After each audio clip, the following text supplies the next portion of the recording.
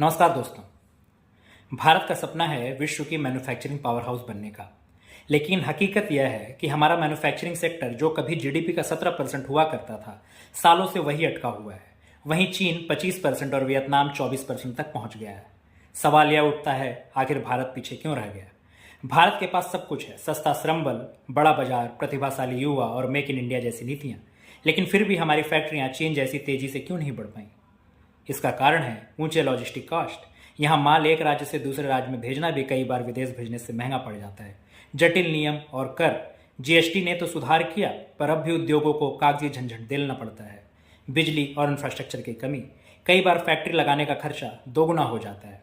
और skill gap. कामगार हैं, लेकिन नई टेक्नोलॉजी और एडवांस मशीनरी चलाने का हुनर अभी सीमित है।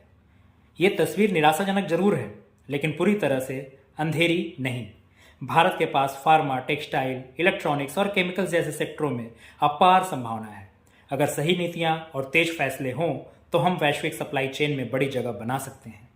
इसके लिए पॉलिसी सपोर्ट की जरूरत है, यानी जमीन से लेकर बिजली और टैक्स तक हर कदम आसान बनाना होगा। लागत को घटाने की भी जरूरत है, यानी ट्रांसपोर्ट और लॉजिस्टिक्स को सस्ता और तेज करना, दोनों की जरूरत है। साथ ही साथ स्किल डेवलपमेंट पर भी फोकस करना पड़ेगा। युवाओं को नई टेक्नोलॉजी और इंडस्ट्री 4.0 के लिए तैयार करना। और गुजरात, महाराष्ट्र, तमिलनाडु जैसे राज्य आगे बढ़ रहे हैं तो बाकी राज्यों को भी इनसे सीखना पड़ेगा। भारत के लिए मैन्युफैक्चरिंग सिर्फ जीडीपी बढ़ाने का साधन नहीं, बल्कि रोजगार पैदा करने और आत्मनिर्भर बनने का रास्ता है।